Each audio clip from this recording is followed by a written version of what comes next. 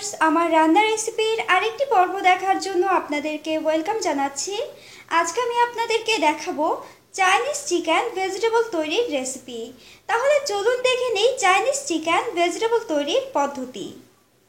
এখানে আমি আধা কাপ পরিমাণ মুরগির বুকের মাংস চিকন করে কেটে নিয়েছি। এবার দিয়ে দিব আধা চা চামচ পরিমাণ রসুন বাটা, আধা চা চামচ পরিমাণ আদা বাটা এবং 1 চা চামচ পরিমাণ সয়া সস। এবার সব কিছুর সাথে চিকেনটাকে ভালো করে মেখে নিব। চিকেনটা মাখানো হয়ে গেলে এবার আমি আধা ঘন্টা ম্যারিনেট করে রেখে দিব। এবার সবজি সেদ্ধ করার জন্য আমি পরিমাণ মতো পানি ফুটিয়ে নিব। এখানে আমি 4 রকমের সবজি নিয়েছি। আধা কাপ পরিমাণ পেঁপে, আধা কাপ পরিমাণ বরবটি, আধা কাপ পরিমাণ গাজর এবং আধা কাপ পরিমাণ সিম নিয়েছি। এদিকে আমার পানিটা ফুটে উঠেছে। এবার ফুটন্ত পানিতে আমি সবজিগুলো ঢেলে দিব।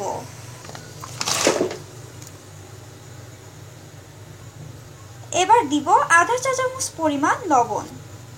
এবার সবজিগুলোকে আধা সেদ্ধ করে নিব। খুব বেশি সেদ্ধ করা যাবে না, না হয় সবজিগুলো ভেঙে যাবে। আমার সবজিগুলো সেদ্ধ হয়ে গেছে। এবার আমি চুলা থেকে নামিয়ে ছেঁকে নিব। সবজিগুলো ছেঁকে নেওয়ার পর যে পানিটা থাকবে সেটা কিন্তু আমরা ফেলে দিব না, সেটা আমাদের পরবর্তীতে আবার লাগবে। আমার সবজিগুলো ছাঁকা হয়ে গেছে। এবার একটি প্যানে আমি আধা কাপ পরিমাণ সয়াবিন তেল দিয়ে দিব। তেলটা যখন গরম হয়ে যাবে তখন দিয়ে দিব ম্যারিনেট করে রাখা চিকেন। এবার চিকেনটাকে কিছুক্ষণ ভেজে নিব।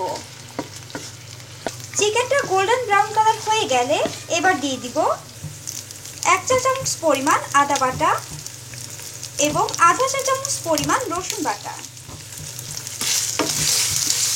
এবার মশলাটাকে কিছুক্ষণ ভেজে নিব। এবার চিকেনটাকে এক সাইড করে নিব। এবার একটি ডিম ভেঙে দিয়ে দিব। ডিমটার মধ্যে দিয়ে দিব আধা চা চামচ পরিমাণ টেস্টিং সল্ট। এবার ডিমটাকে নেড়ে ঝুরা করে নিব।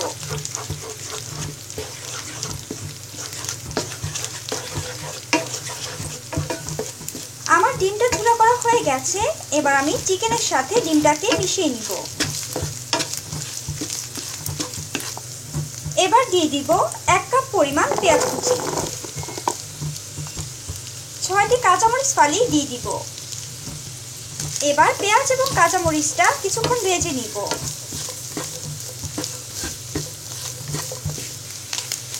আমার পেঁয়াজটা ভাজা হয়ে গেলে এবার দিচ্ছি 1 টেবিল চামচ পরিমাণ সয়া সস এবং 1 চা চামচ পরিমাণ লেবুর রস।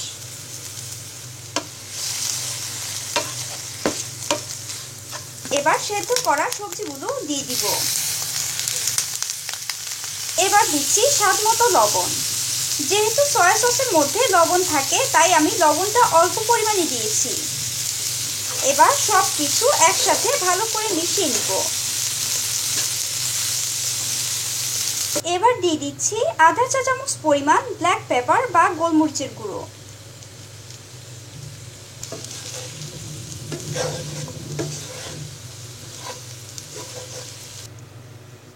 এখানে আমি 1 কাপ পানিতে 2 টেবিল চামচ পরিমাণ কর্নফ্লাওয়ার গুলে নিয়েছি। এবার ভেজিটেবলের মধ্যে দিয়ে দিব। এবার দিয়ে দিচ্ছি 1 কাপ পরিমাণ ভেজিটেবল স্টক। এবার ভালোভাবে নেড়ে নিব। আপনারা দেখতে পাচ্ছেন আমার চাইনিজ ভেজিটেবলের ঝোলটা ঘন হয়ে এসেছে।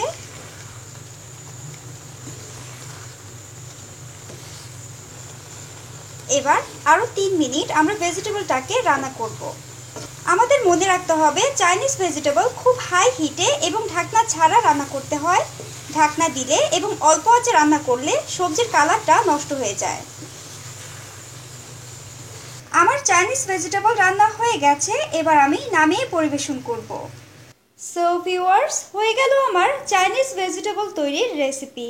আশা করি আপনাদের আমার রেসিপিটি ভালো লেগেছে। আমার রেসিপিটি যদি আপনাদের ভালো লেগে থাকে তাহলে অবশ্যই লাইক করবেন, শেয়ার করবেন। তাহলে আজ এই পর্যন্তই। আরেকদিন আপনাদের জন্য নিয়ে আসবো আরেকটি নতুন রেসিপি। ততদিন পর্যন্ত ভালো থাকুন, সুস্থ থাকুন। আর হ্যাঁ, আমার চ্যানেলটি অবশ্যই সাবস্ক্রাইব করুন, তাহলে আমার সব রেসিপি আপনাদের ওয়ালে পৌঁছে যাবে। সো প্লিজ সাবস্ক্রাইব রান্না রেসিপিস।